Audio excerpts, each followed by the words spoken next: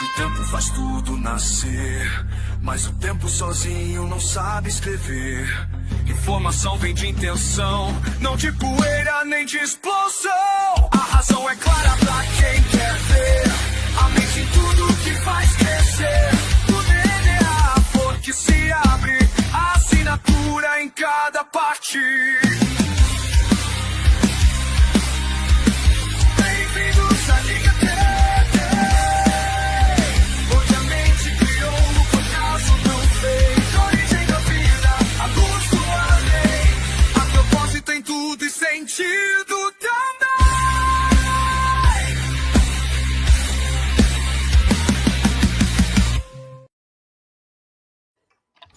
Olá, TDIstas! Bem-vindos para mais uma Liga TDI Brasil. Gente, hoje é uma noite muito especial. Vamos falar aí sobre um assunto bem bacana para vocês. E hoje está uma galera sensacional aqui com a gente, né? Participando, vai estar comentando. Lembrando, isso aqui não será um react. Como assim? Pois é, gente, não será um react. Nós vamos apenas comentar aí sobre a conversa aí, barra embate do nosso querido Luiz Eduardo e o biólogo Henrique, tá bom, gente? Então, nós vamos comentar um pouco sobre essa questão e hoje aqui para comentar sobre esse assunto que está aí, né, sendo muito falado desde ontem, né? A gente convidou aqui para participar conosco o nosso querido Antônio Carlos. Tudo bem, Antônio? Tudo bom, pessoal? Boa noite aí, todo mundo. Como é que tá, pessoal, em casa? O Antônio que já teve alguns embates também com o biólogo, né? Já teve alguns embates com ele no passado, vai poder falar um pouco mais sobre esses embates. E o Otângelo também aí já teve vários enfrentamentos, né, Otângelo? Boa noite, querido. Obrigado por participar com a gente. Boa noite, Carlos. Boa noite a todos. Sim. Já tem alguns aninhos de história aí, de encontros nas lives com o biólogo Henrique. E também nosso querido Márcio. Como é que você tá, Márcio? Gente, inclusive, só um pouquinho, o Márcio acabou de lançar um canal, tá, gente? Está com vídeos sensacionais. Entrem lá, acompanhem os vídeos do Márcio. O Márcio tem um canal bem bacana sobre design inteligente. Não sei se o do Antônio tá ativo. Antônio, o teu também tá ativo? Não. Aquele canal, quer dizer... Acabou nem utilizando muito, né? Mas ó, o Márcio tá ativo, já fez vários reacts, o Otângelo também, né? Acho que o Otângelo tá um pouquinho mais conhecido, né? O canal dele, né? Mas hoje é mais focado no público internacional. Mas olha, pessoal, se inscrevam no canal do Márcio que ele vai também divulgar aí para vocês. Márcio, fala aí um pouco do canal. Olá, boa noite, Carlinhos, boa noite, Antônio, Otângelo e também o Luiz Eduardo, né? É um prazer estar com vocês aqui, discutir esse debate que foi bem quente, né? Foi bem quente e a gente vai trabalhar. Mas o meu canal, ele trata de temas criacionistas e também da teoria do design inteligente, porque há uma confusão, o pessoal acha que é a mesma coisa e não é, né? Uma coisa é criacionismo, outra coisa é a ciência do design inteligente. Então, ali a gente faz vídeos de ambos os assuntos, né? Então, é importante a gente colocar que tem diferença desses dois aspectos, né? Dessas duas ramos, né? Enfim, estamos aí, vamos começar o debate. Legal. E ele, né, que participou, daqui a pouco ele vai liberar a câmera dele, que ele também está aí saindo agora do trabalho. Ele que teve o grande embate, né? Não sei se está me ouvindo, Luiz. Eu acho que ele está ainda... Acho que ele já vai entrar já com a gente aqui para poder comentar mais. Mas ó, vamos começar essa conversa. Daqui a pouco o nosso querido professor Luiz vai comentar um pouco mais como é que foi esse embate, né? Mas olha, tem sido muito bacana ver o pessoal na internet, né? Hoje, o dia todo, o pessoal mandando mensagem, mandando meme para nós. Foi uma loucura hoje nos grupos de WhatsApp, comentando sobre esse debate, né? Claro, eu sei que talvez alguém diga, eu vi até... Deixa eu até colocar aqui na tela para vocês, onde é que aconteceu essa conversa, tá? Ela aconteceu no canal do O Polígrafo, ele até comentou aqui no canal. Eu não conheço muito bem o Polígrafo, né? Mas foi, eu acho, o único vídeo que eu vi no canal dele. Se vocês quiserem assistir o debate na íntegra, vocês podem entrar lá no canal do Polígrafo e assistirem lá, ele cortou, fez tudo arrumadinho lá, vocês podem assistir lá.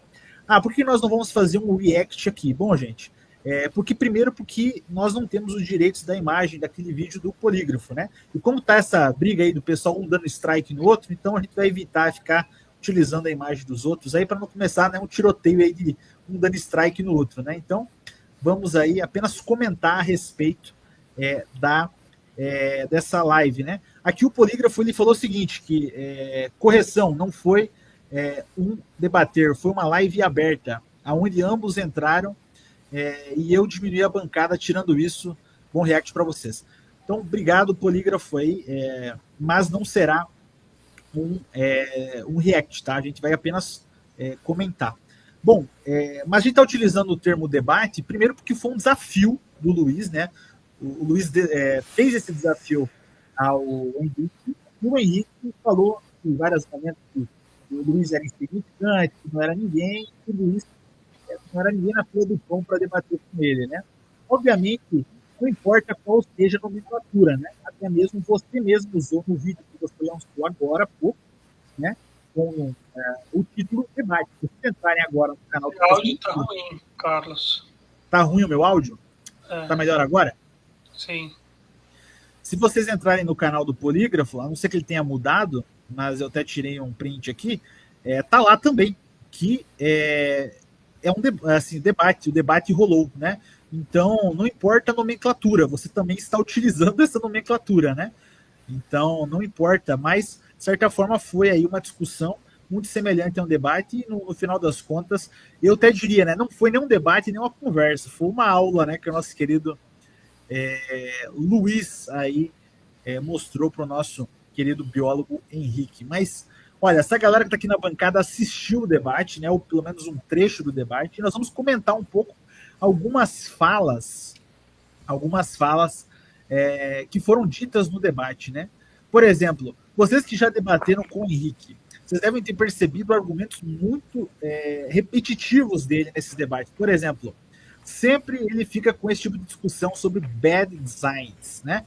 E é uma coisa que já foi respondido há muito tempo. Vocês sabem disso, né? Inclusive, um dos argumentos que ele usou nesse debate foi sobre o retrovírus endógeno.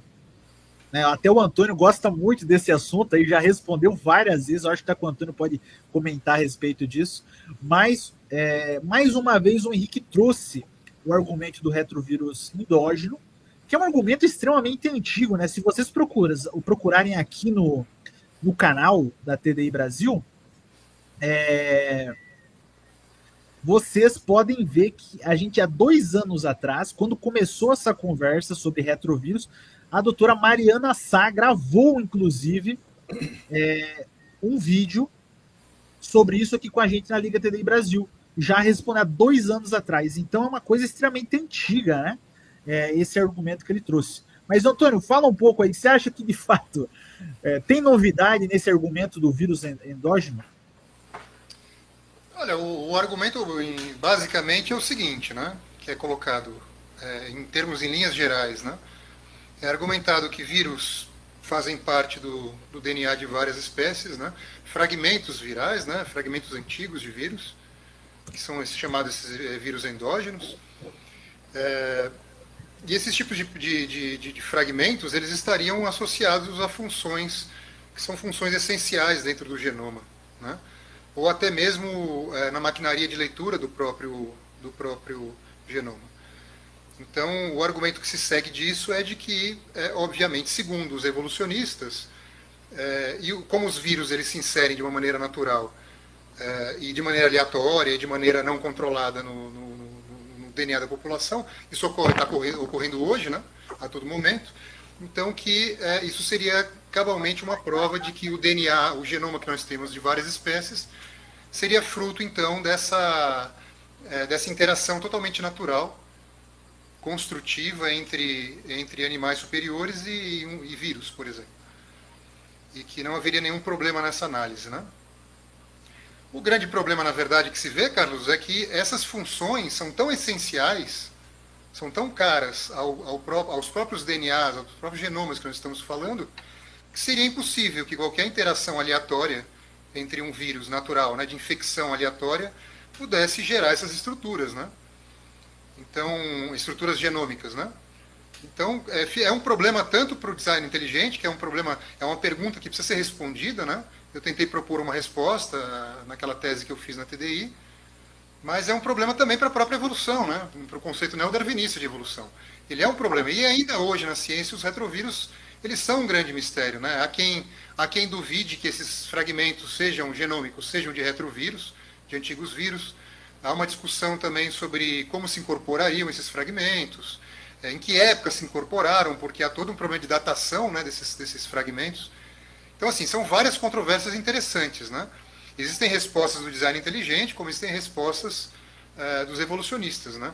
Eu acho que bater o martelo sobre essa questão hoje é realmente uma grande ingenuidade, teria que se ver isso nos detalhes, né? A gente poderia até marcar um dia, se quiser fazer uma live ou um vídeo tentando a gente ver, analisar alguns detalhes sobre essa história, seria muito interessante também. Eu acho que na TDI tem essa questão da Mariana, né? Foi feito um vídeo, acho, de umas 2 horas, cara, só sobre... Há 2 anos atrás, cara, quando ele veio com esse argumento. Tem muita novidade que saiu sobre isso, né? Tem muita novidade.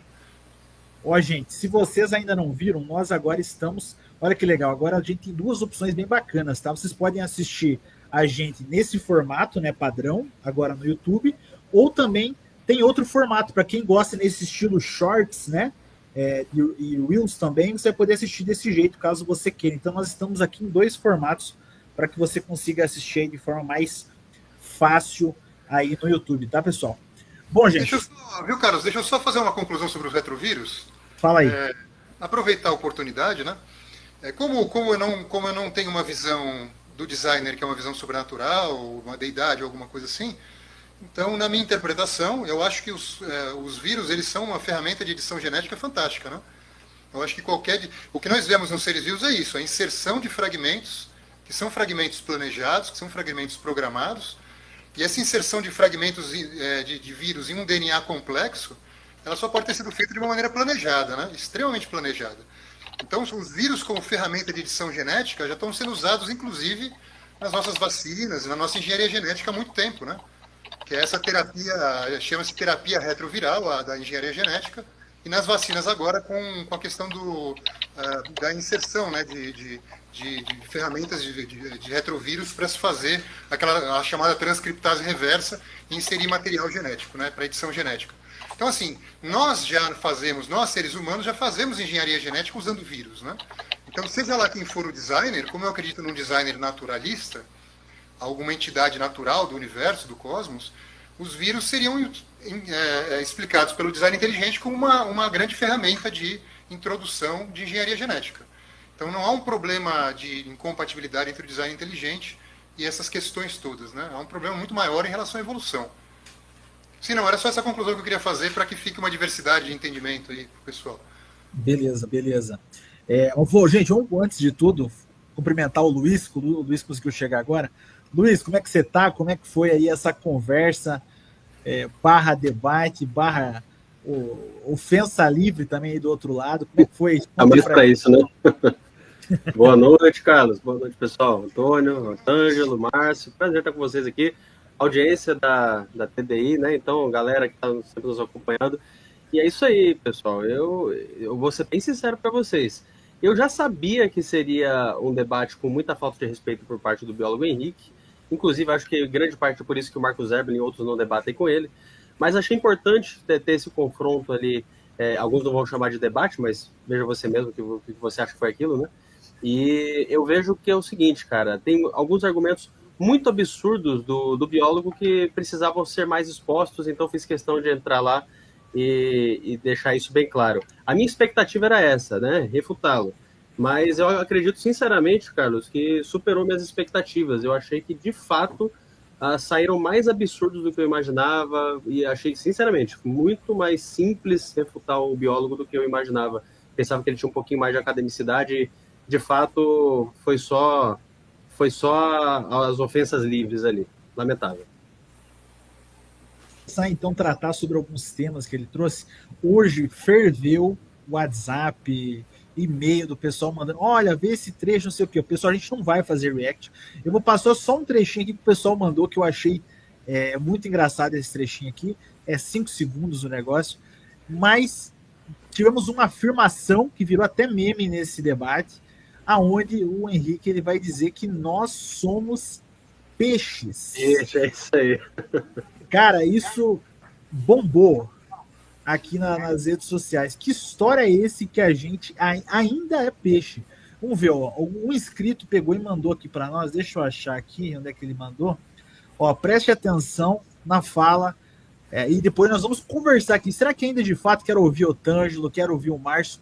Será que nós somos peixes, meus amigos? Vamos ver o que o Henrique falou. Continuaram sendo peixes, ô biólogo? Meu filho, peixes todos nós somos ainda, cara. Eles ainda continuaram sendo peixes a Sim, nível de família? continuam e nós também.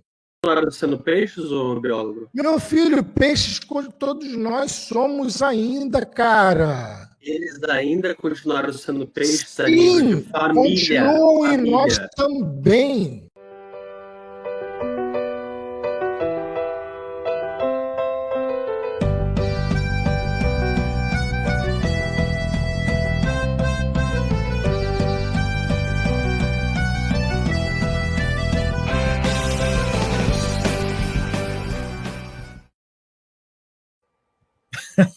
Ó, brincadeiras à parte aí, mas e aí, gente? Nós somos peixes ainda? Chegou a virar meme essa frase. Isso porque você não viu outra parte, né? A nossa discussão no contexto ali, Carlos, era sobre os ciclídeos. E eu mostrei o argumento do Dr. Michael Behe. E é o Behe que demonstra, cara, como o mecanismo de Darwin é refutado ali. É uma das coisas que o biólogo, inclusive, se fez de entendido ou não quis entender, ou, enfim, que é justamente mostrar o nível em que o Dr. Behe refuta o mecanismo de Darwin, fui enfático em vários momentos.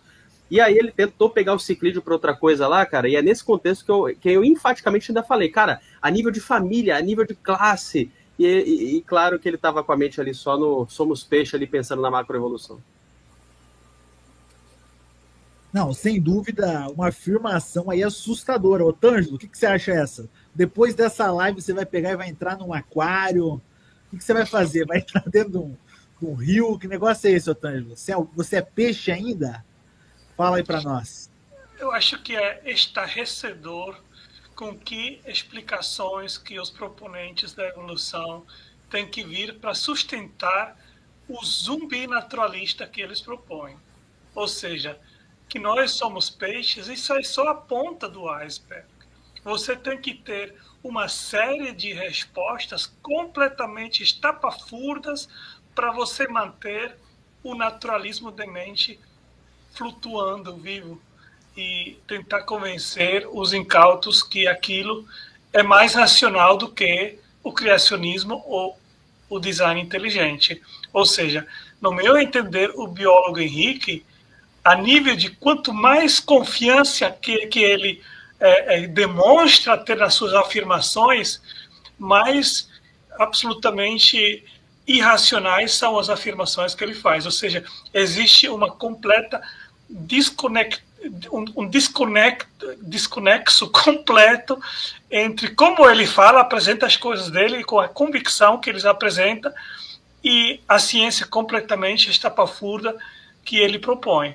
Ou seja, qualquer um que estuda só um pouquinho biologia consegue entender com facilidade que essas coisas que são afirmadas pela evolução não são coerentes, não são lógicas, não são plausíveis, e é para ser descartado. Perfeito. Márcio, o que você acha? Você acha que nós temos ainda muitas características? Porque se nós temos aí descendência com os peixes, nós temos muita... E ainda nós somos, né? Não é que nós descendemos, ainda nós somos peixes pela fala dele. Quais são essas características que você acha aí que nós temos em comum? Que nos fazem ainda peixes? Eu acho que o biólogo Henrique ele deve ainda respirar embaixo d'água, né? Porque, né, do jeito que ele falou, somos peixes, né? Então, eu acho que ele deve ter um superpoder aí que a gente não está entendendo, viu? Cuidado, Mas cuidado. Teve uma sessão de Aquaman e é isso, né? O que acontece? Na verdade, o Luiz ele expôs o argumento lá dos peixes, dizendo que, olha, a microevolução ocorre. Só que o que acontece? Ele não se sente, os evolucionistas não se sentem obrigados a provar macroevolução. Eles olham ali, vamos dizer, a diversidade dos peixes que que ocorreu ali após um certo tempo dos peixes da família dos ciclídeos, né? E então, para ele está provada a evolução. E o Luiz, ele deixou bem claro, falou, está provada a microevolução. A macroevolução, ela não está provada. Ou ele se faz desentendido, ou ele não entende que ele tem que provar a macroevolução.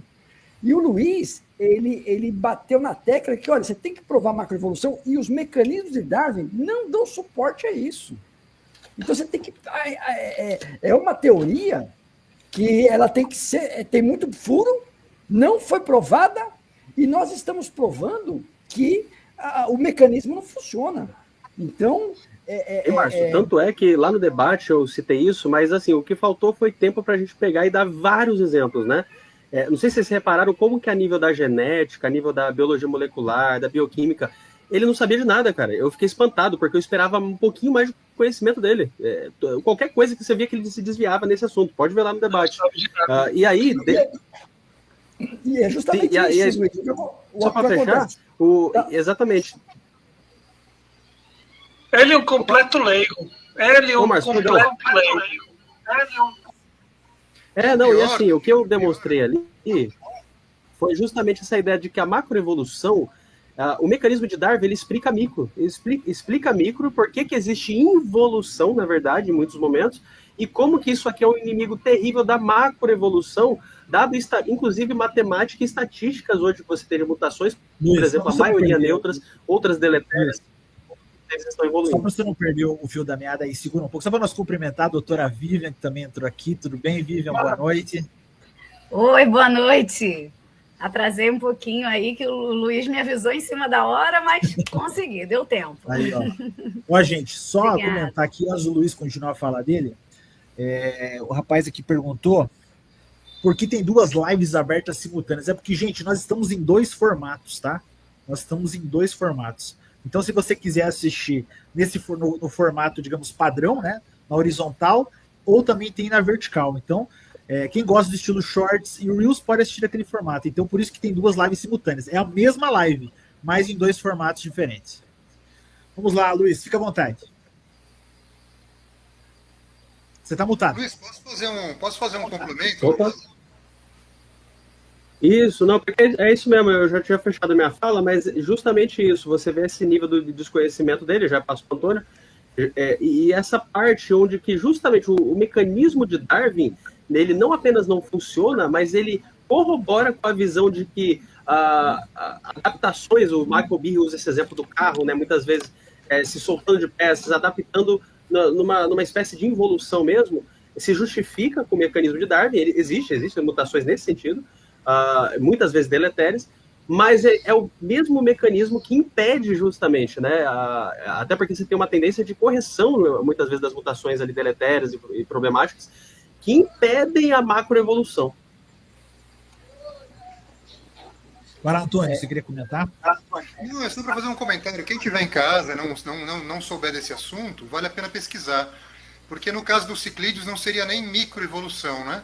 É o problema da plasticidade fenotípica, né? Esse problema da plasticidade fenotípica é um buraco, o Otângelo sabe disso muito bem, é um buraco muito maior para a evolução. Porque já se tem programado no DNA uma adaptabilidade de certas espécies que elas vão... Isso tem trilhões, né, Antônio? E ela pode retroceder, inclusive, ela volta ao estado original. Né? Ela não é uma adaptação que... Centilhões lá de Galápagos. Ela não é uma adaptação que não retrocede mais, né? Uma microevolução normal. Embora esse termo também não se use muito mais.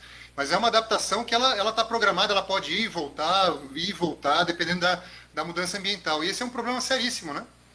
Porque da onde vem eu acredito até... Perdão, eu acredito até que o termo ideal talvez seria variação, né? Variação. Porque, como você está falando, com essa plasticidade, ele muda e depois ele pode voltar. Então, é uma questão de adaptação ou de variação, né? Como você falou, por isso que microevolução não está sendo mais utilizado muito, né? Não, sim, Vivi, mas a mesma variação, quando você tem a seleção natural, aquelas variantes que não são selecionadas, elas vão ser eliminadas com o tempo, né?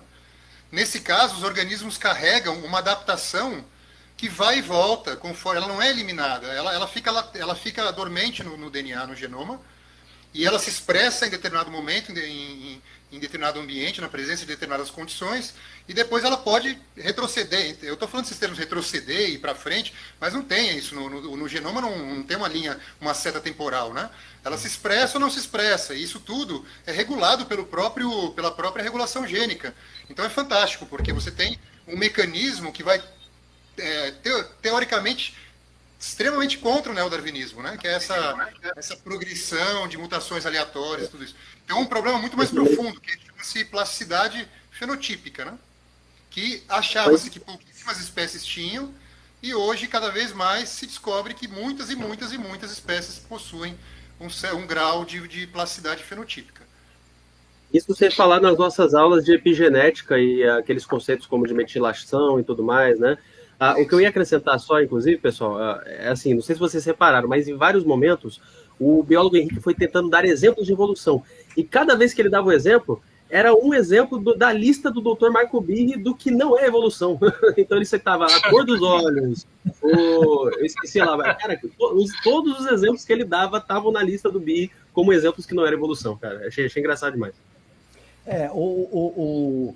O biólogo Henrique, por exemplo, ele insiste em não olhar para a genética. Ele só olha, vamos dizer, para o ambiente, a aparência do peixe, o ambiente onde ele está. Ele só quer saber, vamos dizer, do aspecto externo. O aspecto da informação interna é completamente desconhecido para ele, e não quer saber de ouvir, né? Dizendo, olha, para você mudar, para você ter macroevolução, você tem que pular de família, você tem que ter informação genética adicional. E isso aí é completamente ignorado. Na verdade, não é a Zebelin sempre diz. Na verdade, como o professor Marcos Zebelin sempre diz, é a ciência da aparência, né? Ele só olha para o que parece e não para a genética. Impressionante que ele pegava os argumentos do Luiz, o tempo todo ele falava bem assim. Ou ele trazia, dava risada e dizia, pô, isso aí é evolução, né? Na verdade, ele usava muito subterfúgios de debate, né? O tempo todo utilizando dessas táticas. E o mais impressionante, não sei se vocês perceberam, mas ele não respondeu absolutamente nenhuma das indagações que o Luiz fez. Ele não conseguiu sequer responder uma das indagações. Ao contrário, quando ele era perguntado, ele tentava fazer outra pergunta para fugir daquilo que o Luiz trazia. Não sei se você percebeu isso durante o debate, Luiz. Percebi demais, especialmente quando a gente entrava em discussões genéticas, quando falava do DNA, e todos os exemplos que ele dava. O mais engraçado foi isso, eu previ que isso ia acontecer. Sabe por que eu previ? Não sei se vocês repararam, depois voltem lá no início do debate, porque eu já vi ele debatendo e eu conhecia essa linha de argumentação dele. Eu só não sabia que seria tão rasa quanto foi. Eu sinceramente esperava um pouquinho mais de profundidade. É estereótipo, né? O estereótipo do combate ao DI é todinho ali no Henrique. E o que acontece? Ele sempre tinha uma âncora, né? A âncora dele no debate era o quê? Me prova que a TDI pode explicar a vacina. Essa era a âncora dele. Né? E, na verdade, o que acontece? O TDI, ele explica se tem designer ou não tem. Né? A questão da vacina é que os evolucionistas, eles acham que tudo ocorreu na medicina, os ganhos da ciência objetiva, foi depois do evolucionismo. E não é verdade. É a mesma coisa que achar que o sol nasce porque o galo canta. É a mesma coisa. Então, eles acham que o evolucionismo é o galo que canta, e o sol ele nasce. Né? Eles acham que o evolucionismo fez tudo na medicina, em vacinas, ele fala também de antibióticos, né? Mas não, os ganhos da ciência objetiva, né? Da ciência experimental, daquela que se repete, daquela que é testada em laboratório, ela independe da origem, se é uma origem por designer ou se é uma origem por acaso. Né? Inclusive, o Dr. Romulo falou sobre isso. Eu citei ele lá, né? É uma teoria do tudo, né? Viu? Mas foi o uma Dr. falácia. Romulo, ele fala disso, cara, que as cientistas chegariam nas mesmas conclusões. Eu não sei se você percebeu na hora, mas essa questão das vacinas, ela é uma falácia que o Henrique colocou. Por quê? Primeiro que, assim, o argumento dele é que a evolução, digamos, é a criadora das vacinas, é a que consegue, né, digamos assim, é a que produz, né? Sem evolução você não consegue produzir vacinas, né? Só que assim, mostra que ele, além de não conhecer ciência, ele não conhece de história. Porque os primeiros modelos de vacinação surgiram em 1796. Isso surgiu antes da teoria de Darwin. Então, os primeiros modelos de vacinação, eles surgem antes do darwinismo. Então, eles não dependem exatamente em nada do darwinismo. Tá como eu estava falando, então, assim, Carlos, a evolução virou praticamente uma teoria do tudo, né? Ela explica tudo. Não só a vacina, tudo. Nada do que existe hoje depende diretamente da teoria da evolução mais com o de mecanismo 100 de Darwin. anos, mais de 100 anos de diferença, e ele está dizendo que sem a evolução não teria vacinação, sabendo que surgiu muito antes. Então não faz nem sentido. Foi uma falácia pura do Henrique e um argumento que não faz sentido nenhum. Carlos, faz uma utilidade pública aí, pelo amor de Deus, que isso eu peço sempre, ninguém mostra. Abre o site do Discovery aí, digita facts, né, que é as Frequently Asked Questions, aí não, faz assim, entra aí que você sabe bem certo o que você quer, que eu adiciono daí sua tela. Eu vou botar aqui é que eu não estou conseguindo compartilhar aqui, eu vou colocar no chat. Me manda qualquer coisa no WhatsApp, o link. Me manda o link no WhatsApp que eu abro para... Bota aí na tela, só para o pessoal ler, que é importante. Tá, peraí, tu mandou? Peraí. Mandei. É importantíssimo isso aí, para ficar de uma vez por todas esclarecido isso. Tá, peraí. Aí você vai nessa parte que tem... Tá, só um pouquinho que eu preciso colocar aqui. Eu só preciso montar aqui para... Eu vou fazer um print aqui e vou te mandar o print no WhatsApp. Manda o print, sabe por quê? Porque assim, como tá em dois formatos, no formato Shorts não vai aparecer pro pessoal, né? Vai aparecer só no normal. Já tirei aqui, vai dar certo. Peraí. Tá, manda para mim aí que aí fica mais fácil. Deixa eu ver. Enviei aí para você. O pessoal tá elogiando aqui você, Luiz, ó. Boa noite, pessoal. Luiz brabo demais, dando aula. Parabéns, boa live para vocês. Pois é, o Luiz tem sido aí se destacado muito nos debates.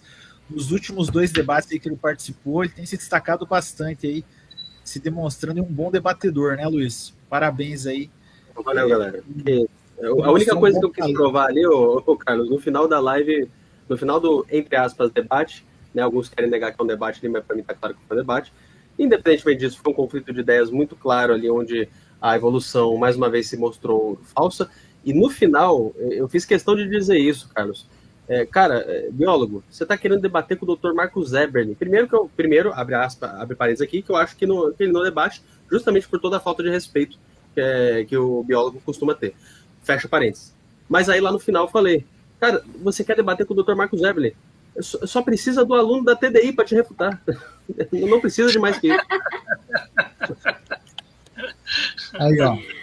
Um estagiário já dá, né? Olha lá, esse daí é um corte aí do site do Discovery Institute. E aí vocês podem ler aí nas perguntas frequentemente feitas a pergunta que ele está fazendo. Aí olha que interessante. A teoria do design inteligente é incompatível com a evolução? Depende do que se entende pela palavra evolução, está escrito aí.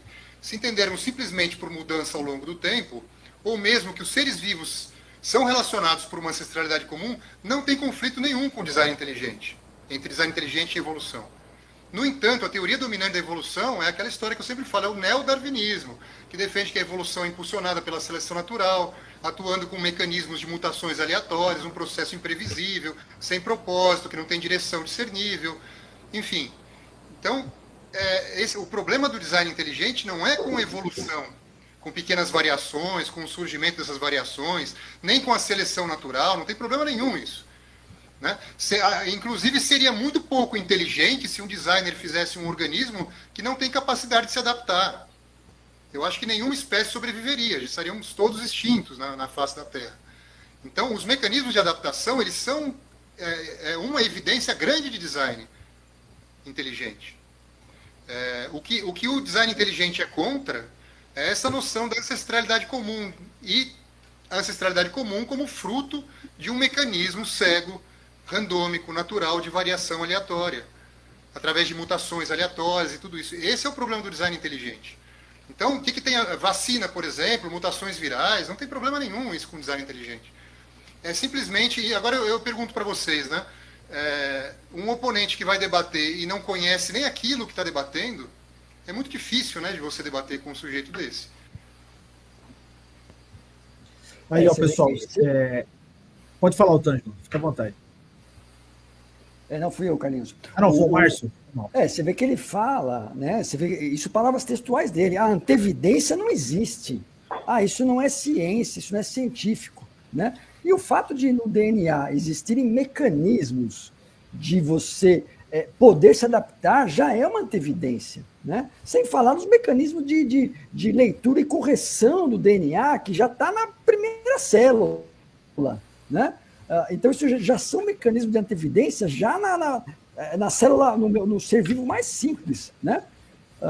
Então, quando ele olha para um ser vivo que ele se modifica, com a mesma informação genética, porque já está previsto na informação genética essa capacidade de se adaptar, né? E isso é antevidência. Ó, tem uma coisa que ele comentou muito, é que o design inteligente não publica artigos científicos. Vocês viram essa parte? Aí, ó. Vou colocar aqui na tela. Gente, vocês podem entrar no mesmo site. Não sei porque eles gostam desse argumento, cara. Tem um link aí cheíssimo. Vocês podem entrar no mesmo site que o Antônio citou aqui, ó. Toda a bibliografia de artigos científicos publicados, revisado por pares, tudo lá, gente. Uma quantidade aí razoável de artigos científicos, né, que referendam aí a ideia de design inteligente. Então, assim, ó, não tem publicação. Mentira, tá aí, ó. Você queriam provas? As provas estão na tela. Mas aí sabe o que eles fazem, cara? Sabe o que eles fazem? Aí eles vão dizer que nenhuma publicação dessa presta, porque não foi publicado numa revista evolucionista. Aí você... Pois é. Só que nenhuma revista evolucionista aceita nenhum artigo TDIsta. Claro, é como uma revista de DI. É como se tivesse uma revista de DI que fosse aceitar um artigo evolucionista. Não faz o menor sentido. É uma argumentação. É um argumento circular, né? Cada área da ciência tem suas revistas especializadas. Então, mesmo dentro da própria evolução biológica, né, aquelas revistas que trabalham com neodarwinismo não vão aceitar artigos, por exemplo, ou vão combater muitos artigos, os revisores vão combater artigos que divirjam do núcleo central dos axiomas, assim, entre aspas, né, falando como paradigma, dos paradigmas que são tratados dentro do neodarwinismo. Então, é óbvio que todo mundo sabe que isso existe, né, dentro da ciência, por isso que a gente tem várias revistas com nuances diferentes, de universidades diferentes. Há uma riqueza de publicações na ciência exatamente por isso. Porque cada núcleo de pesquisa vai publicar suas teses e, claro, que vai dar maior visibilidade para aquelas teses que batem com aqueles núcleos de pesquisa. Eles recebem financiamento, inclusive as revistas, exatamente para isso, né? Para fomentar aquelas ideias que estão de acordo com aquele projeto de pesquisa, com aquele núcleo de pesquisa. Na verdade, a gente tem visto há anos os nossos oponentes baterem nessa questão de que a TDI não é ciência. Ou seja, eles têm, na verdade, através disso, maquiado os cernes da questão, que é a ciência. E em vez de discutir se TDI é ciência ou não é, se ela publica artigos científicos ou não, o que eles deveriam fazer é apresentar a ciência que efetivamente demonstra que aquilo que eles propõem é verdadeiro. E eles não fazem isso porque não tem como demonstrar. E uma coisa que eu também achei deselegante da parte do biólogo, né, foi que a condição para ele fazer, vamos dizer, aquela conversa foi que não tivesse palestra, não tivesse PowerPoint, se fosse uma conversa. Aí na primeira pergunta, cadê o artigo científico? Quer dizer... Não, é engraçado que ele colocar a imagem do coração. Vocês viram o argumento do coração? O absurdo do... Mais uma vez, ele foi só para a ciência da parecência. Aí, quando eu mostrei todos os argumentos, uma parte de vários argumentos complexos da questão ali de como você teria, né, qualquer tipo de rota evolutiva, ele não tem resposta, mais uma vez, para nenhuma daquelas coisas, cara. Então, assim, você vê que realmente não existe ciência, cara, nessa discussão da evolução ao nível que deveria realmente se ter. É assim, os caras presumem, porque tem algumas coisas aqui desse lado, e eu acho que aconteceu isso, homologia, cladística, então o mecanismo de Darwin deve estar certo. Essa é a verdade. Existe uma estratégia nesses debates que eu tenho observado desde que eu entrei nesse ambiente, que também é muito complicada, viu, Márcio e Luiz? Que é o pessoal, essa exigência de artigo científico. Você tem que me mostrar um artigo científico. Eu recomendo vocês assistirem os vídeos do canal do Lutzer, do Eduardo Lutzer, porque ele tem feito um trabalho fantástico nisso, mostrando que a maioria desses artigos que o pessoal utiliza em debates, as pessoas não leem os artigos. Elas mentem sobre o conteúdo dos artigos, elas misturam o que é conclusão teórica do que é dados, né, dos experimentos, do que é a parte empírica do experimento, os resultados, mistura com a conclusão. Então, assim, eu recomendo que vocês assistam alguns vídeos do Lutzer para vocês entenderem uma coisa. E eu recomendo a todo mundo que for participar de debates. Eu participei de alguns debates, né? Quando eu comecei a exigir uma certa condição para participar de debates, aí os debates desapareceram da minha pauta. Qual era essa condição? Eu espero que vocês sigam isso também. Peçam para os mediadores dos debates para que sejam enviados os artigos científicos com antecedência.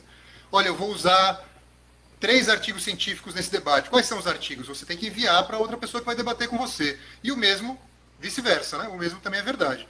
Para que as pessoas possam ler os artigos e se preparar, porque muitas vezes eu posso citar um artigo que nenhum de vocês leu num debate, e eu posso falar o que eu quiser dele, eu invento, o público leigo da internet não vai atrás para entender o que está no artigo.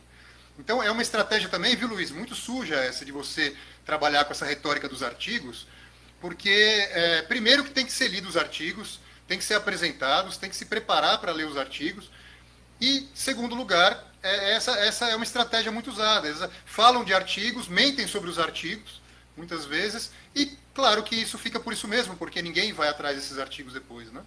Então, tomar cuidado com essa falácia de você ficar exigindo artigos para um debate informal na internet, né? A gente não está numa defesa de tese, nem num congresso acadêmico.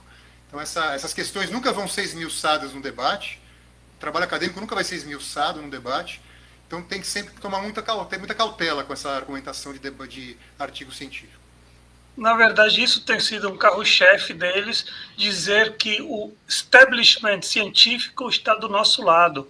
A grande maioria dos biólogos, eles dizem que a evolução é verdadeira. E quem somos nós para criticar? São um bando de leigos que não entendem nada de biologia. Isso que é o argumento típico deles. Mas, mais uma vez, o problema é que você tem que discutir a nível biomolecular se você quer discutir evolução. E se você não faz isso, o discurso ele foge daquilo que tem que ser discutido para você realmente elucidar a situação dos fatos. Até dando crédito ao Lutzer, né? Quando eu falo lá dos corolários, do modelo e tudo mais, eu uso inclusive o conteúdo do Lutzer ali, porque ele já explicou, ele já refutou Heim, por exemplo, nesse aspecto. Fora outras coisas, a anti-evidência do Dr. Marcus Eberlin, na verdade, cara, é tão fascinante, né, o Carlos e amigos, que não para numa lista simples. Assim como a complexidade redutível, praticamente tudo que você pega para estudar, você começa a encontrar essas coisas sem nem você necessariamente depender da literatura que já apontou alguns exemplos, porque existem vários e vários exemplos. Só de mecanismo de correção de erros, você tem polimerase, mismatch repair, NER, os telômeros que eu mostrei lá que protegem o DNA. Aí ele tentou argumentar lá, mas então por que está diminuindo a idade da vida? Cara, se não tivesse essa diminuição, você teria vários cânceres, cara. Enfim, o cara fecha os olhos para um monte de antievidência que cerca a vida, né, e cerca todos nós. Perceba-se também uma coisa que ele tentou o tempo todo, inclusive sobre a questão do Lutzer que você falou agora, lançou a palestra do Lutzer no Congresso da TDI Brasil ontem. Então, se vocês quiserem assistir a palestra do Eduardo Lutzer, já está no canal, tá bom? Entrem lá e assistam, tá bom, pessoal? Uma coisa que eu percebi, e vocês já tiveram experiência, porque vocês já participaram de live com o Henrique algumas vezes, né? Mas sempre quando ele não tem a resposta sobre algum argumento, ele não consegue, digamos, ele percebe que ele está indo mal no argumento, ele puxa para arcabouços de debate, para, digamos, satirizar. Por exemplo, teve um momento ali que ele começou a puxar, não, peraí, ô Luiz, você não sabe nem por onde a galinha mija.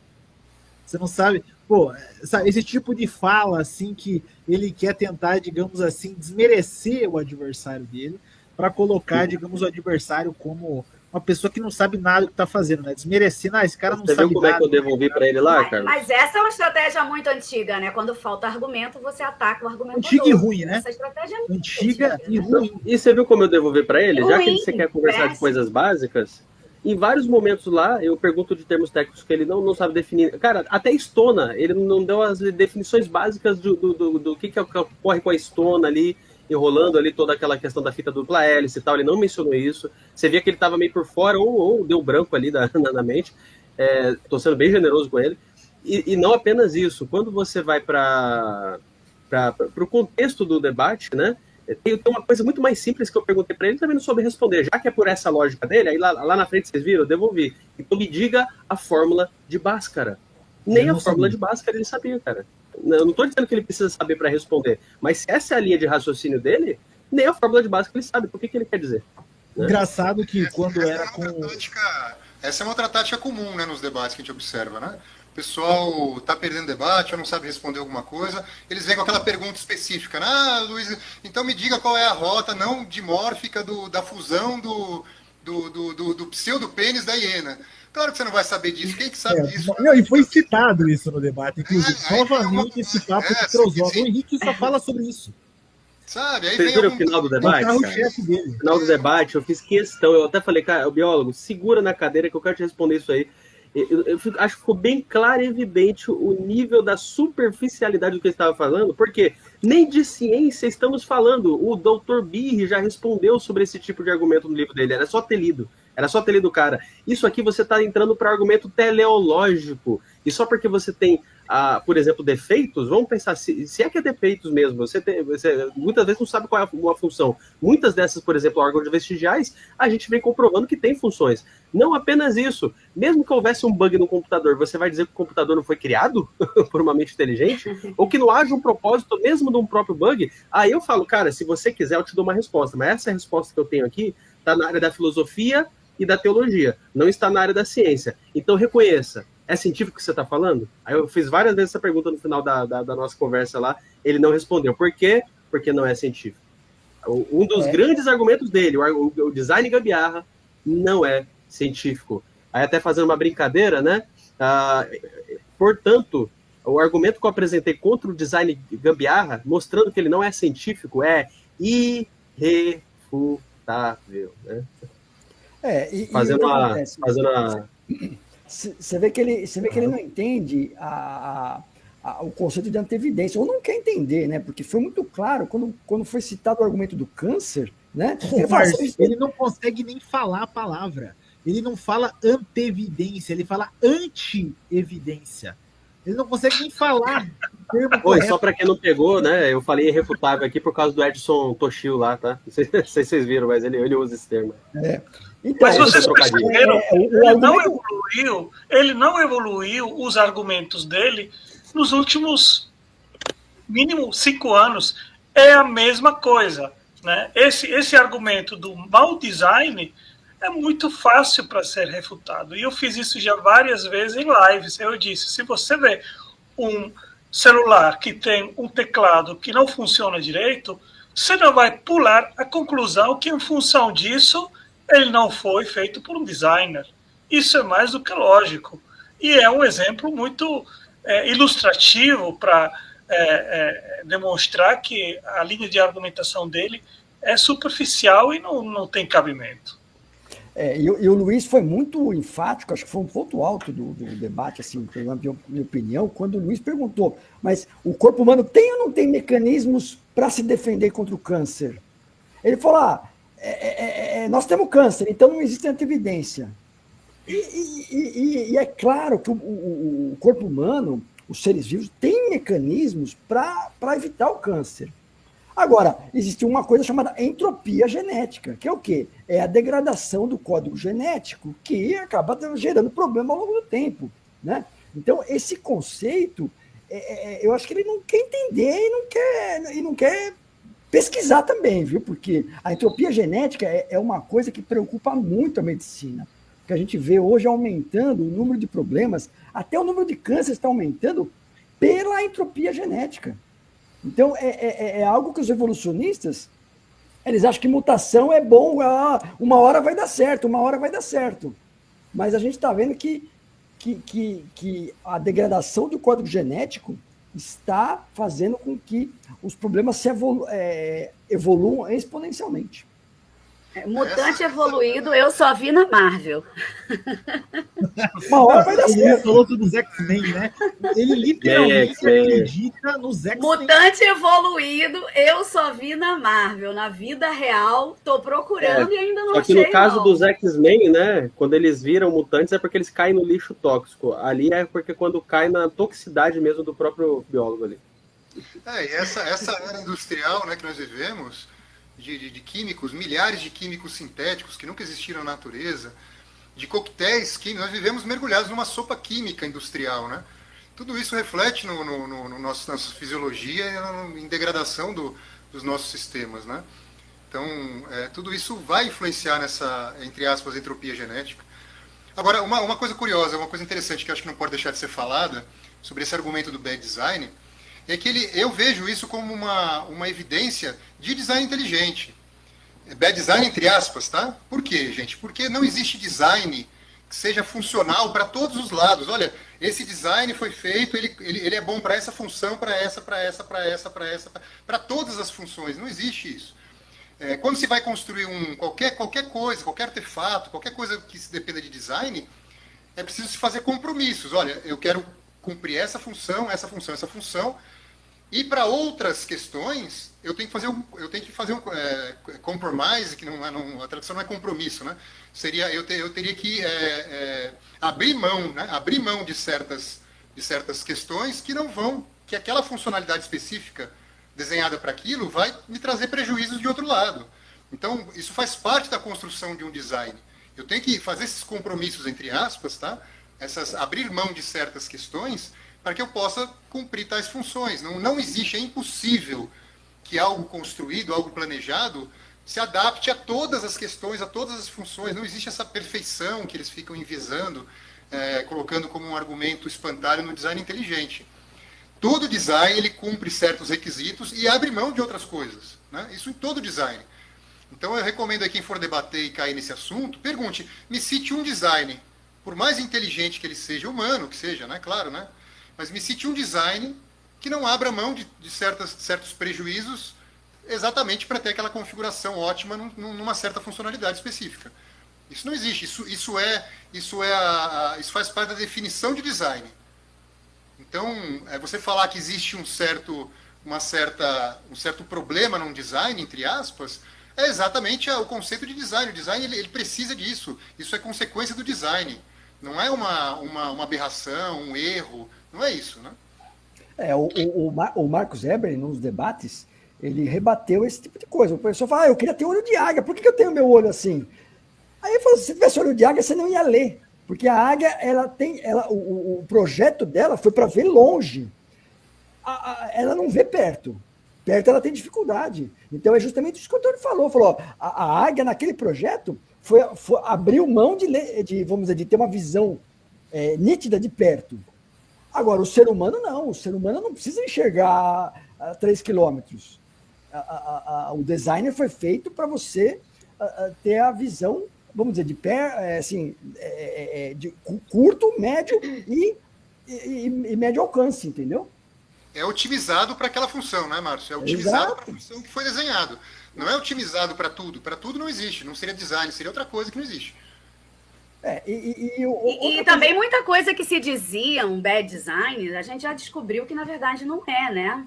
Por exemplo, o apêndice que inflamava, que diziam que não serviam para nada, a gente hoje já sabe que é um órgão produtor de células de defesa.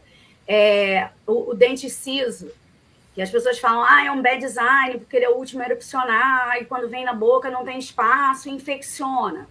Então, as pessoas que nascem sem siso seriam mais evoluídas. Isso não faz o menor sentido. Primeiro que a pessoa que vem sem siso, ela tem dentes a menos, capacidade mastigatória menor. Então, como que isso poderia ser uma evolução? Isso seria uma involução, né? E segundo, que não é um bad design. Foi a nossa mudança de alimentação que fez com que a nossa mandíbula crescesse menos.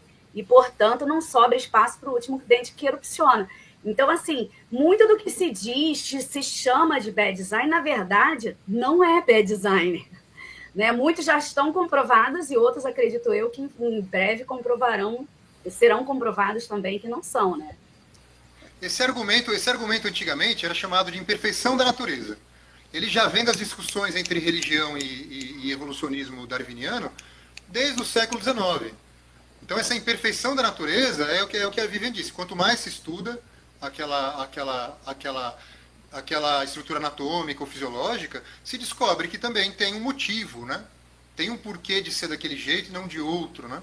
Tem uma otimização, eu usaria mais essa palavra. É otimizar. Igual a questão do junk DNA, né? O DNA lixo, que já foi comprovado que não é lixo também. Então, é um bad design? Não é. Simplesmente, quando foi descoberto, não sabiam a utilidade. Hoje já se sabe a utilidade. Então, assim... Ou seja, boas previsões do DI. O DI faz boas previsões. Faz boas previsões. E o DI tem contribuído boa ciência faz boas previsões, né? Mas a ciência faz adox, como eles fazem muito o Henrique também, ele pegou e falou assim, vários momentos assim, vários subterfúgios que ele utilizou. Ele ficava assim, Luiz, então me explica como é que pode não ter existir anteevidência e existir extinção dos animais. Como se uma coisa não tivesse correlação com a outra necessariamente, sabe? E você viu que ele ficou tentando puxar pro criacionismo toda hora, cara? O DI ele tentava puxar pro criacionismo, né? Justamente. Mudar o tema do debate. É TDI, sim, cara. mas só para complementar, o DI ele não afirma que existem organismos, e os organismos são eternos, e nem que os sistemas biológicos eles são invulneráveis, né? Então, assim, ele fica o tempo todo tentando trazer a ideia de que não, tudo é como se fosse a ideia do fixismo, né? Não existe morte. Não poderia haver morte, não poderia haver nada. Ele quer voltar pro Éden. Ele quer voltar pro A serpente ele já tá, viu? Saiu um vídeo interessante, um vídeo curtinho do Dr. Rômulo, essa semana agora, sobre essa questão da imortalidade dos animais, essa narrativa, essa interpretação bíblica da imortalidade dos animais. Vocês que são cristãos, dá uma olhada lá que é muito interessante. Pô, Rosé, você me quebrou. Bom comentário ali, hein? Aí,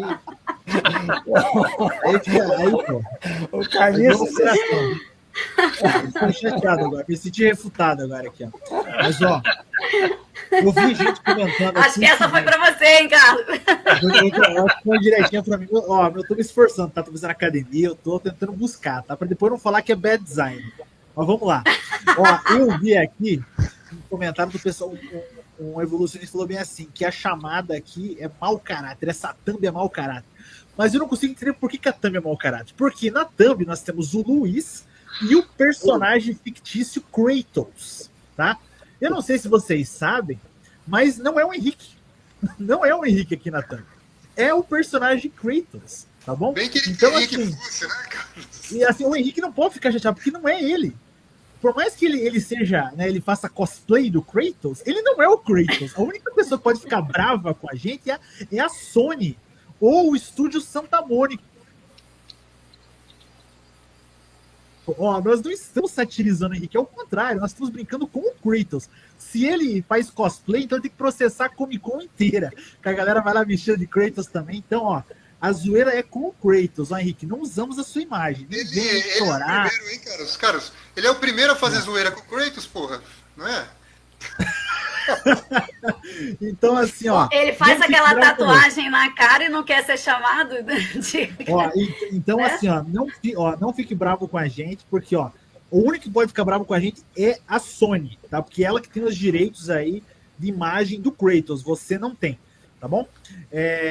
Bom, gente, um dos argumentos que ele também utilizou o tempo todo lá, né, fora a questão de bad sign e tudo, ele fica sempre tentando trazer, digamos assim, o modelo da TDI. Como se já não tivesse vídeos aqui, por exemplo, o Lutz já fez vídeos de 3 horas explicando o modelo de TDI, inclusive no debate que eu tive junto com o professor Kelson e o professor Daniel, nós também falamos sobre o modelo da TDI, só que eu sinto que eles eu não sei se eles não conseguem entender ou eles não querem entender, porque ficou muito claro essa questão, né? E o Luiz deu uma ótima resposta, mas a gente viu que eles não querem entender, eles não se esforçam e ficam nessas bravatas, né, Luiz?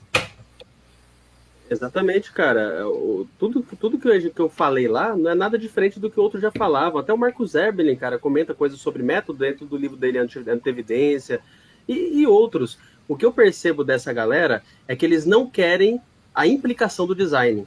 Por quê? Se a TDI é uma excelente, né, proposta, como nós mostramos, científica, uma das coisas que nós aprendemos das primeiras aulas de TDI é o quê? Que nós não queremos saber, nós não tratamos quem é o designer, né? E acho que é aqui que eles querem tentar, não, tá faltando método para saber quem é o designer. Não, cara, não é escopo da TDI saber quem é o designer. E saber que as coisas tiveram design seguem todas... É o que eu falo, cara, qual que é o nosso método? É o método científico. Nada diferente do que nós usamos, cara. Inclusive, muitos experimentos que eles tentam dizer que são deles, cara, experimentos computacionais e tantos outros exemplos, muitas vezes nos favorecem. Não é cherry picking. Você tem exemplos de como a evolução muitas vezes não funciona. Eu até citei alguns exemplos clássicos, como a bactéria E. coli e tal, mas tem muitos outros. Olha o método. É isso aqui, ó.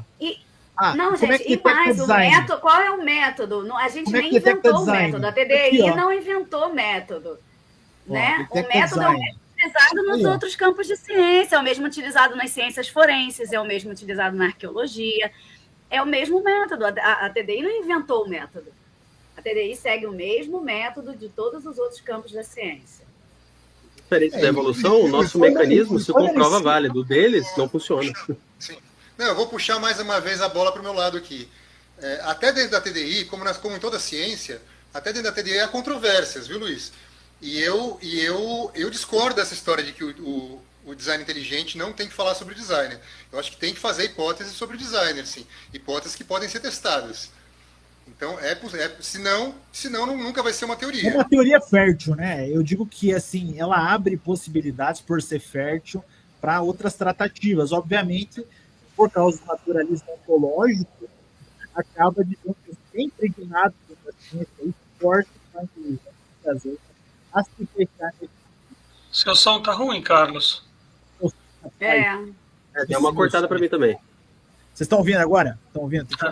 Agora sim. Você meu fone, esqueci agora meu fone do carro. Então, assim, ó, não sei se vocês viram mais algum ponto que vocês gostariam de comentar sobre o debate. Eu acho que o Luiz, amanhã, né, o Otângelo também, acho que vão estar no canal do Banzotti, né, vai ter um react lá, possivelmente, né? Quem não é inscrito no canal do Banzotti, se inscrevam lá, que eles vão fazer um react, né, Otângelo? É amanhã que Banzoli, né? Banzoli. Perdão, falei Banzotti. Banzoli, falei errado. Perdão. Do Lucas Banzoli. É amanhã à noite que vai ter o react. Uma das coisas... Amanhã, que horário que é? O mais provável será 20 horas de Brasília, né, Otângelo? Eu não sei qual é o horário. Ele só me perguntou hoje, mas ele não deu o horário. Tá, então amanhã, se vocês quiserem assistir o react em si, daí assistam os caras Banzoli. Pessoal, eu peço desculpa pro Banzoli. Ali, não fiz sacanagem, tá? Eu realmente errei o nome dele. Mas, assistam lá no canal do cara. O cara tem um canal bem legal. A gente conheceu ele no congresso da TDI. Um cara super gente boa, super simpático. Né? Um cara, um bom teólogo. Então, entrem lá e assistam amanhã o vídeo dele. Antes da gente ir para as finaleiras aqui da nossa conversa, eu sei que o Luiz vai fazer essa semana também vários reacts, vai lançar alguns cortes, vai falar sobre isso, né? Que, querendo ou não, foi um debate muito vitorioso pro lado da TDI aí, o Luiz. Muito produtivo. Muito produtivo. Então, não graças ao Galo Henrique, né? Mas graças à verdadeira ciência. Tem algum ponto que vocês gostariam de trazer, que faltou a gente comentar aqui? Tem um, Carlos. Tem um que é um desafio até que eu lanço para a galera, que é o seguinte: cascata de coagulação sanguínea. Quando a gente fala de complexidade irredutível, que acho que foi um dos temas que talvez a gente não adentrou aqui, mas a gente discutiu com ele lá também, e mais uma vez, mais um dos que ele nem refutou, né? Acho que com o Francesco foi até um pouquinho mais produtivo quando eu debati com o Francesco da primeira vez, mas sobre a complexidade irredutível, existem N exemplos, muitos exemplos, tanto mais macro como mais micro ali, tem coisas ali, cara, maravilhosas, porque é o que eu falo, os exemplos clássicos estão aqui. Quando você para estudar, vai descobrindo muitos outros exemplos mesmo. E aí, no contexto da complexidade irredutível, tem um que eu sou fã, cara. Eu sei que a galera gosta do flagelo, por exemplo, mas eu confesso Eu sou apaixonado pela cascata de coagulação sanguínea, porque para mim, inclusive, é um dos mais irrefutáveis de todos os argumentos em relação à complexidade irredutível. Você não tem artigos científicos que refutam. Os que são colocados, um dos caras de maior referência, até o livro dele cita lá o Dr. Dolittle, que ele também é citado no último livro, novamente, lá na Evolução de Darwin. Você vê que o cara usa termos como surgiu, brotou, tal, para tentar explicar a rota evolutiva, porque você não tem rota evolutiva para cascata de coagulação. Qualquer pessoa que tentar refutar isso aqui, cara, rende uma live linda mostrando como o design é real. Sensacional. Mais alguém? Márcio, fala aí. Só queria É verdade. É verdade, Luiz. São vários fatores de coagulação. Um reage com o outro, que ativa o outro, que produz o outro, que vai. É uma reação em cadeia. E são várias reações. Só para vocês terem uma ideia, eu tenho uma pequenina deficiência no fator de coagulação 8. E graças a isso, eu vivo cheia de hematomas. Então, assim, você vê o tamanho da perfeição do negócio. Se uma coisinha sai do padrão, do ideal, você já não tem a função 100% fiel, né? Então, assim, e é uma alteraçãozinha muito pequena que eu tenho. E eu demorei muito tempo para descobrir. Então, assim, realmente, eu concordo com você, Luiz. A cascata de coagulação é um dos melhores exemplos de complexidade irredutível. É incrível. Na verdade, eu acho que a complexidade irredutível ainda é um dos argumentos mais fortes em geral que refuta não apenas a evolução, mas principalmente também a origem da vida. Porque você precisa um conjunto mínimo de componentes para você poder começar a vida. E se você apenas tira um pequenininho componente, uma proteína, de um conjunto mínimo que é necessário, você não tem vida. Então isso aí é um argumento formidável que a gente precisa continuar usando para refutar os argumentos desses que dizem passinho a passinho a gente chega lá. Isso infelizmente não funciona. Só mandar um abraço para o Rafa Marques, nosso querido amigo aí, palestrante da TDI Brasil, que também está assistindo a gente aqui no chat. Um abraço aí para você, Rafa. Mais alguém? Márcio, acho que você falou alguma coisa, né, Márcio? Não, só comentando que tem uma estratégia também que foi utilizada no debate, né, na conversa com o biólogo, também já usado nos debates do Eberlin, né, que o pessoal pergunta, o que você crê? Você crê na Terra de 6 mil anos? Quer dizer, eles tentam puxar a questão da idade da Terra, do criacionismo, para fazer você entrar no debate religioso, entendeu? Na verdade, mas isso é tática pura, Márcio. No debate que eu tive, eu, o Kelson e o Daniel, o tempo todo eles tentavam trazer para a teologia. É impressionante como é que ateu é apaixonado por teologia. Nós sabemos que eles não creem, né? Então, assim, ficou nisso. Eles ficam o tempo todo tentando trazer... Eu falei isso no debate. Biólogo, você que veio com o termo aí, religião, eu não sei em nenhum momento. Só que você respondeu muito bem. Você puxou Stephen Meyer, Michael B., Casey, são todos terra jovem, terra antiga. Né? Então, assim, não é um problema para o design inteligente nessa questão, né? E você vê que o TDI, ele tem justamente a pergunta de quem é o designer, ou quando ele fez, ela não está no escopo do TDI, né? Você vê que aqui nessa live mesmo, por exemplo, tem gente que tem cosmovisões diferentes, né? Tem coisas diferentes, né? O Antônio tem uma visão, eu tenho outra visão, o Luiz Eduardo tem uma visão de quem seria o designer, quando ele fez, por que ele fez. Né? Isso falando legal. De várias áreas, né? Não sei se vocês sabiam, mas eu sou formado em TI, sou da tecnologia da informação. Eu até brinco que o pessoal fala do menininho da TI, já viram essa expressão? Né? O menininho da TI que vai lá resolver o problema. Agora eu sou o menininho da TDI, né? É quase isso. E, cara, é lindo quando você compara com a TI, você vê as mesmas engenhosidades, engenharia. Eu sou professor de engenharia de software na faculdade, entre outros assuntos, né? Dou treinamentos também em várias áreas. E essa parte da TI, cara, é linda quando você compara, por exemplo, a tecnologia de fibra ótica, cara, em relação ao que você tem no olho. O mecanismo, cara, de mutações, inclusive, ele tende a se consertar com as mudanças que ocorrem. Por quê? porque você tem complexidades análogas a sistemas de TI, por exemplo, checksum, em banco de dados você tem rollback, correção de paridade, backup, redundância, são os mesmos, muito similares você vê na biologia, cara. É lindo de ver isso, por quê? É inteligência em seu alto nível. Aqui o Evandro perguntou se é a teoria do design ou designer inteligente. É a teoria do design, tá? Isso às vezes costuma muito ter essa confusão. O pessoal às vezes acha que é a teoria do designer, né? Mas é a teoria do design, né? Nós estamos estudando o projeto, não quem projetou. O projetista. O Carlos, indo nesse assunto que o menininho do TI estava falando, o Magno Santos, ele tem uma palestra maravilhosa que ele apresentou na última jornada lá na ICNV, no Rio, sobre, comparando, ele é engenheiro elétrico, né? Então, comparando os sistemas elétricos com o sistema nervoso do ser humano. E essas palestras no YouTube para nós divulgar aqui? Sensacional. Oi? Tá no YouTube essas palestras para nós divulgar aqui? Eu acho que não, mas você podia convidar ele para ele apresentar aí no canal da TDI, então, porque é realmente sensacional essa palestra. Legal. Marca com o Magno. Vou marcar, né? vou marcar. Sistemas elétricos. Inclusive é da Vivian, tá, nervoso. pessoal? Assistam a palestra da Vivian, sensacional, que ela deu no 5º Congresso da TDI Brasil, que está aqui no canal também. Acompanhe aqui que está bem legal. Bom, vamos para nossas considerações finais, então, sobre o debate, para não ficar muito longo. Vamos começar, então, com... Vou deixar o Luiz por último, tá, Luiz? Já que você for o debatedor, então nós vamos deixar por último você. Vamos começar, então, com o Antônio. Suas considerações sobre o debate, Antônio. Olha, pessoal, eu estou satisfeito. Acho que foi muito legal a nossa conversa aqui. E eu acho que, assim, fora o que já foi dito aqui, né? Tomar muito cuidado com quem você vai debater, quais são as intenções das pessoas. Eu vejo esse fenômeno generalizado, né, o que eu vou falar agora, né? Eu vejo esse fenômeno generalizado na internet.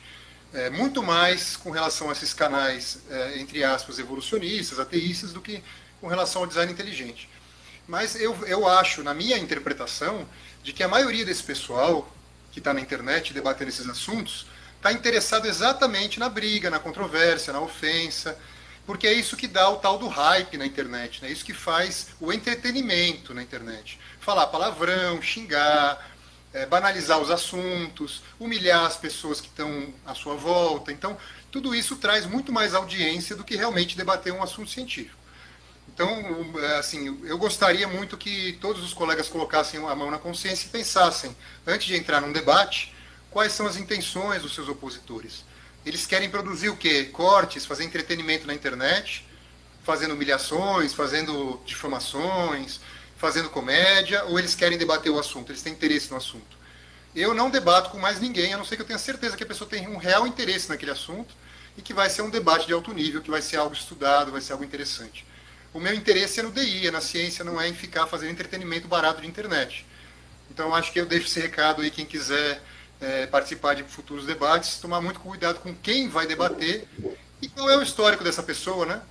Se ela é uma pessoa que está lá no TikTok fazendo vídeos ridículos para poder ter hype, fazendo ofensas, fazendo cortes, e é isso, né?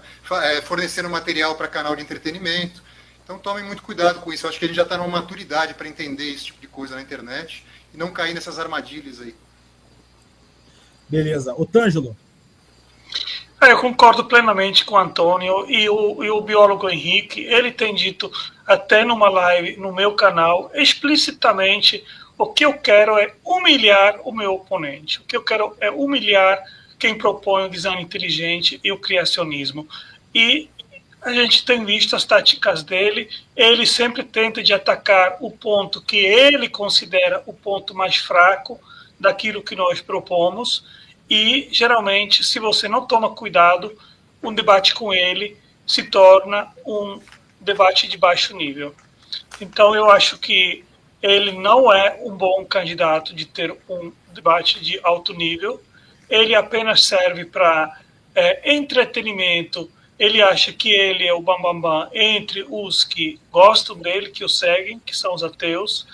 Eu, pessoalmente, acho que se você procura ter um debate onde se troca informações que podem ser valiosas para o público, procure outros debatedores que realmente têm interesse na ciência, que entendem a biologia, que entendem a bioquímica, que sabem e discutir o assunto, porque aí se torna um debate muito mais interessante. Com o biólogo Henrique, infelizmente, isso não é possível. O Luiz é uma pessoa altamente instruída, educada, mas quando o oponente não é, infelizmente, o debate ele se torna uma coisa superficial e pouco produtivo. Beleza. Vivian, fala aí agora suas considerações. Bom, eu queria agradecer o convite, né, por estar participando desse React, apesar de que eu entrei um pouquinho depois, fui avisado um pouquinho em cima da hora, mas foi ótimo. Eu queria parabenizar o Luiz, não só por esse debate com o biólogo Henrique, mas também por todo o trabalho que ele tem feito, que tem sido extremamente enriquecedor aí para a TDI. E dizer que eu concordo com o Antônio e o Otângelo, que a gente tem que tomar cuidado com quem for debater.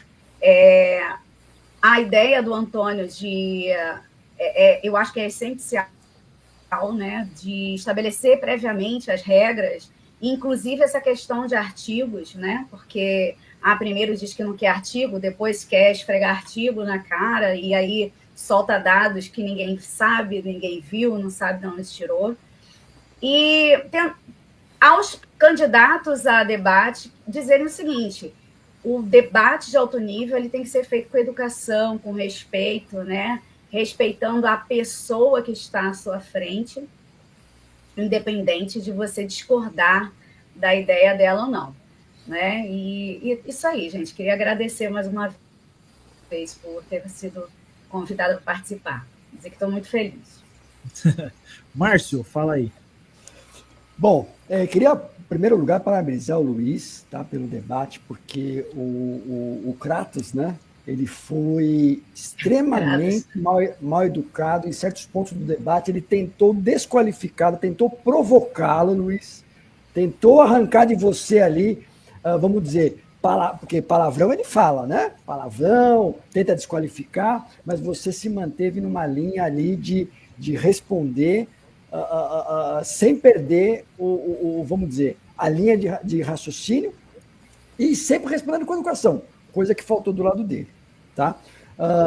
Acho que o formato do debate dificilmente a gente consegue extrair muita coisa, que como a gente conhece os temas, conhece a coisa, a gente acaba entendendo. Eu entendi ali que os argumentos colocados ali de homologia, bad designer, confundir microevolução com macroevolução, todos eles foram assim, extensamente refutados e debatidos pela TDI, né? Então, não vi nada de novo ali que a gente pudesse sair daqui e dizer, olha, pô, nós temos que estudar isso aqui porque isso aqui não ficou bem respondido. Não. Tudo que foi colocado ali, a gente tem resposta. Pode ser que não tenha transparecido 100%, porque o formato é meio complicado, né? Mas, enfim, também queria fazer a propaganda do canal aqui, do meu canal. Carlinhos, acessem o meu canal, tem conteúdo de TDI e tem conteúdo criacionista ali. Acessem lá, curta, comente, compartilhe. Já estou ganhando hate, né? Por isso, acessem lá, mais.magranelli. Coloquei no chat, vou colocar nos comentários também o canal. Mas gostei muito de participar aí da live com vocês. Valeu, pessoal. Legal, então vamos deixar a palavra final então para o debatedor vencedor. Então, Luiz, a palavra é contigo. Pessoal, valeu aí, valeu pelo tempo, acho que foi bem produtiva aqui a nossa conversa. Muito mais coisa virá com certeza aí em relação ao debate, não graças ao meu debatedor, mas graças à verdadeira ciência, né, que aponta para as verdadeiras conclusões de fato relevantes para a ciência e a conclusão óbvia do designer. E eu terminaria com uma frase de impacto que é justamente dizendo isso, que gambiarra, não, pelo contrário, né, a vida ela não é fruto do acaso, a vida não é uma cicatriz, a vida é engenhosidade em seu mais alto nível. Tá? E como eu sou menininho da TI, eu vim falando muito aqui de DNA, deixa eu trazer para vocês algumas reflexões a mais. Então, o sistema de reparo do DNA, por exemplo, você tem ali o non-homologous and joining, ele requer pelo menos 9 proteínas, por exemplo. Então, só dessas... Cara, tem tantos argumentos, mas só para os nossos espectadores terem uma noção, só sem esse conjunto completo, sem isso aqui a célula morre. Por quê? Por quebra de DNA. E aí você não vai ter uma versão mais simples, funcional em procariotos ou eucariotos, e o sistema é do tudo ou nada, ou seja, ou ele já aparece completo, ou não tem. E ele realmente aparece completo nos primeiros eucariotos, por exemplo. Esse mesmo DNA, e eu falei muito disso no debate, por isso estou enfatizando aqui agora também, conforme diz um artigo DNA, Deus, Bioinformática e Design Inteligente, do Ron Don-Deal, né? Você tem lá na UNASP, publicado, diz assim: a tese desse artigo é que a informação codificada do DNA não é semelhante a uma linguagem humana escrita, é uma linguagem, assim como as informações transmitidas, não é só semelhante, ela assim como as informações transmitidas em linguagens vêm de mentes, o mesmo deve acontecer com as instruções programadas do DNA. Por quê? Aí fecha aqui aspas. Porque ela possui sintaxe, como os códons, semântica, como os aminoácidos, pragmática, como a função celular. O DNA contém código digital, gente, com um alfabeto baseado em 4 pares de bases nitrogenadas, que são os nucleotídeos, e que, cara, é muito mais complexo de você trabalhar, por exemplo, na minha área da TI, com binary digits, que seriam os sinais elétricos lá do 0 e 1. Em outras palavras, o design é real. Portanto, muito obrigado e fico torcendo para que venham mais debates. Claro que debates melhores, mais acadêmicos, mais relevantes, mais profundos, mas fico feliz de uma coisa, isso aqui é uma fase superada, né? Eu não tenho nenhum problema de debater de novo com o biólogo, mas eu acho que se ele quiser debater de novo, que seja de forma acadêmica, respeitosa, inclusive num dos nossos canais, aí sim, vamos conversar de novo. Eu não sei se ele encararia, sinceramente, Carlos. Justamente porque ele não sabe, mais uma vez, eu comecei falando isso para ele e termino dizendo, ele não sabe o que é TDI, talvez porque não queira saber mesmo, é mais um problema do coração. Muitas pessoas negam o DI, não é por causa do DI, é por causa dos seus pressupostos, eles evitam a implicação do DI. Bom, gente, muito obrigado a todos vocês que assistiram até agora. Não se esqueçam de assistir às 7 horas, hoje lançou um vídeo bem legal também traduzido sobre Tomás de Aquino e o design inteligente. Então os tomistas aí devem ter gostado dessa palestra, e bem legal, uma palestra traduzida aí dos Estados Unidos, né? Então vocês assistam, já está no canal e está dublada em português, tá? Então saiam aí do vídeo e já assistam quem quiser. E amanhã assistam no Lucas Banzoli, agora acertei. Assistam lá o Lucas Banzoli no meu canal também, Carlos. Isso, fala do meu canal Teólogos, cara. Também tem conteúdos lá de TI e de teologia. Sou teólogo, professor de hebraico, professor de Antigo Testamento. Então tem muita coisa bacana na área da teologia, onde eu também debato. E com certeza tem bastante coisa aí para ser útil e relevante para sua vida. Então dá uma forcinha pra gente lá também. Se inscreva, acompanhe lá os conteúdos. Vai ter vídeo lá quando? Sobre o debate? O debate eu quero postar entre hoje e amanhã. Se não der tempo de subir hoje, o debate completo, né? Eu já vou subir esse debate aí completo, né, para o pessoal ver na íntegra no meu canal.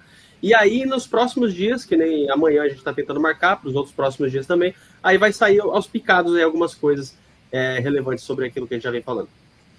Legal. Então, pessoal, deixa seu like, comente. Quanto mais você comentar, mais o YouTube vai entender que você está engajando o vídeo. Curta, compartilha, manda nos grupos.